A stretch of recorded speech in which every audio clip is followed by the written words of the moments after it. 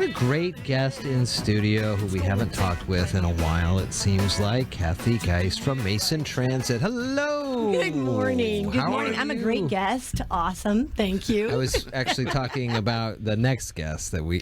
Oh, come on. Kathy, good to see you. And I love talking transit. I'm a big fan always of it. And you've got some big-time changes upcoming here soon. We do. This is super exciting. I'm going to read them off here because my old brain can't just devote them to memory. And so it's a long process. We've got a lot of people that work on this process. We go out and we do a lot of outreach, trying to ask people, what they need, what we're not doing right, what we're doing right, all those kinds of things. We had big dreams and hopes, and then of course you have to go back and then look at your resources, and you have to then plan out too, because it's not like this is a temporary thing, right? In fact, we're hoping that we're not going to be making a whole lot of changes coming up in the next year at least, because we want people to get really used to what we're doing. And we had a lot of changes that we would have liked to have done, and additions, and add a lot more service, and legislation happens, and then we have to look at our funding, and we have to again, look at what will last, not just what we could do right now, but how this is going to work if we keep doing this or when we keep doing it. So I'm just going to go over a couple things real quick. These changes begin on Monday, this coming Monday. So we're looking at, first of all, our Route 1, and that's our Shelton to Belfair. We're adding a 12:30 Monday through Friday, and on Saturdays, and then adding a 9:15 a.m. to and from Belfair, and a 3:20 p.m. Route 1 from Belfair to Shelton on Saturday. So let's just kind of go through these a little, not in depth, super on both of these, but like when it comes to this Route 1, right? What led you to add a 12:30 route? Thank you so much. Good question, Mr. Slakey. So, our Route 1 to Belfair, then we go to our Route 3, and that goes on to Bremerton. Yeah. So, of course, PSNS, oh my goodness, Puget Sound Naval Shipyard, adding employees faster than we can count on our toes. So, that's a lot of it. I mean, really, that's most of it. When we look at those routes, we always look at people wanting to get to Belfair, and we've got a lot more people coming and going from Shelton to Belfair now than we used to. And, of course, we've got a lot more people coming from Belfair to Bremerton. Yeah. And so in Bremerton, we have to look at what Kitsap is doing and what the ferry's doing. We always look at our neighboring agencies that we, hook up with and connect with. Not so much at Kitsap Transit in Bremerton, but the ferries. Yeah. And they change a lot too. So we're always kind of chasing our tail. So we can't always just change every time they change, right?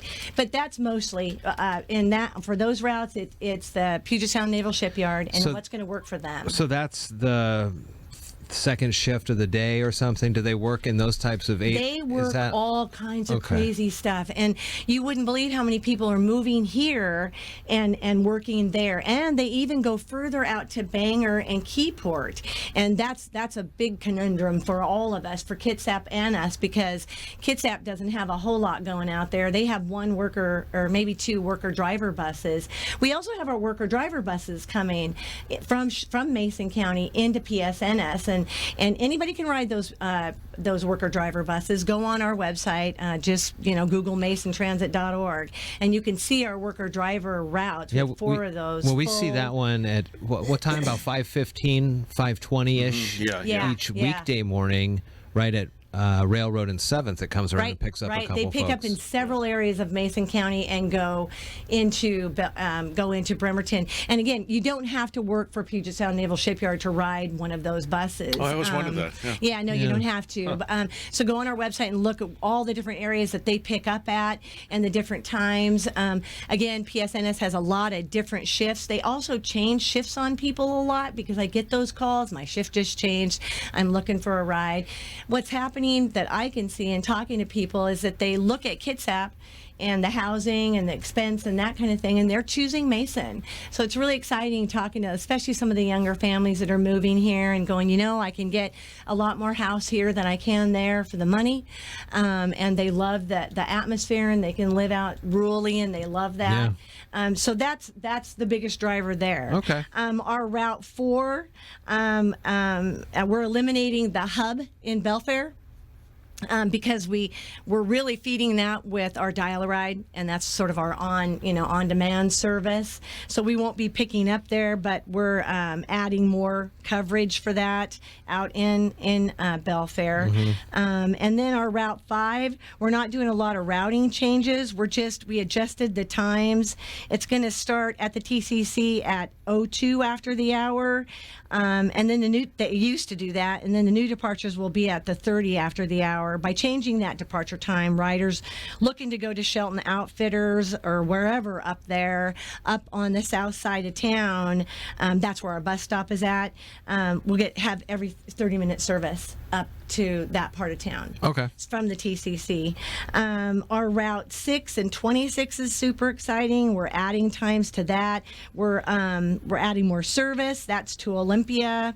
We're streamlining the departure times so to be consistent with people that want to make connections out to Lacey and out to Tumwater through Intercity. So you go now to the downtown center in Olympia? Yep. Our Route 26 is our express route, so that comes in on Capitol Way to support all the people working at the state, right? So we drop off along Capitol Way there, and that's an express, meaning that we don't pick up flaggers, that kind of thing. We just get our bus over there, and that again is primarily set for people that work at the state, and they have the Star Pass now, so you can ride transit for free. Intercity's for free now, so you have to get over there and transfer to get out to Lacey, which a lot of state workers work in Lacey and Tumwater.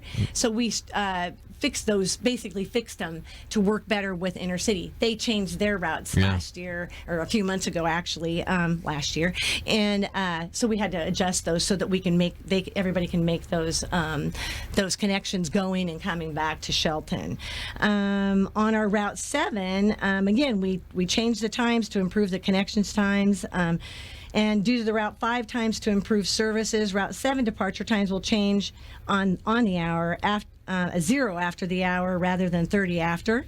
This way, riders looking to travel from the TCC to the other end of town, up to Wallace Neeland, every 15-minute service when they're using the Route 5, 7, and the Zipper.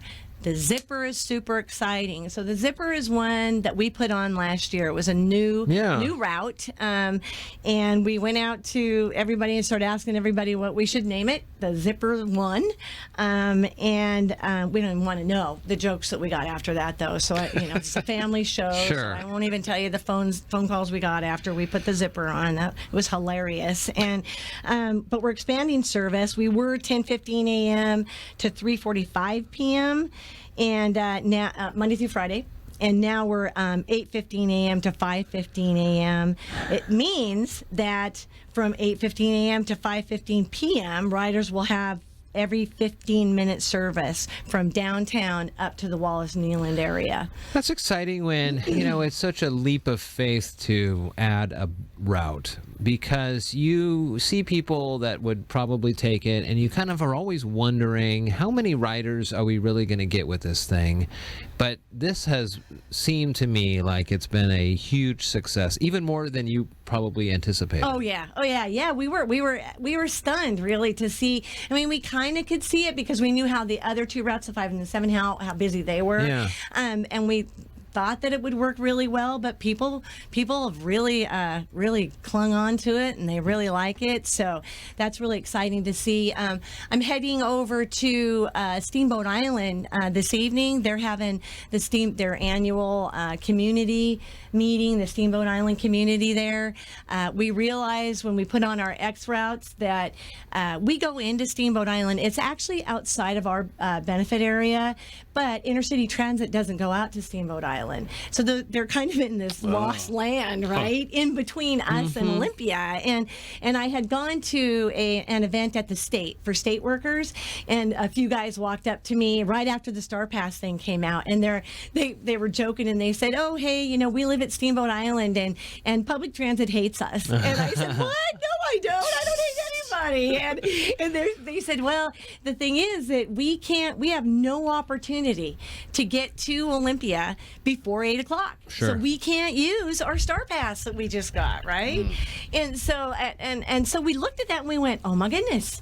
That's right. We hadn't really looked at it because it's not inside our benefit area, right? So we hadn't, our bad, we're just like, you're absolutely right. Thank you for telling me that. And we started putting our heads together and trying to figure out how we could serve them. So now on this new system that starts on Monday, I'm happy to go there tonight and meet with all of them. They're not there for me, right. But I get to get in there and have a table set up and talk with them.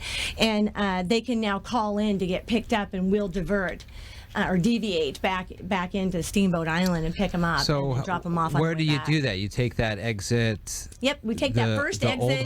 The old Olympic Highway? Actually, and that's where we pick everybody up. We don't go all the way in, right, and get, because it just takes too long. Yeah. And that part, I wish it was a little bit better place to pick them up, but because of the way the system is there, the road system, it would take us a long time to get in, pick everybody up right there at the grocery store and gas station that's right there, to get turned around and get back on and get back going to Olympia. On the way back, of course, we can just go right in there. So you would pick people up kind of by where that place is that sells those kids' toys? No.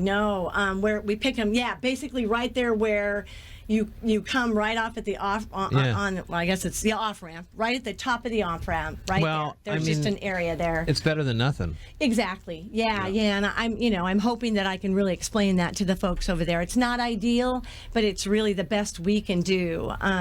It was funny when they were talking to me. They were saying, we just see your bus go by, and we're just like, hey, and I just, I felt really bad, and we're excited now to be able to at least go tell them that, just call in, we'll pick you up, and now they can get in there by 8 o'clock in the morning. I have a friend that lives on 101, kind of on one of those side roads, and he's got to go, if he wants to come out to Shelton, he's got to go north, get off of the 101 past the interchange, and then come back on. I mean, it is... it's tricky. It is a tough little area. Yeah. But that's great that you're doing that. Cool. Yeah.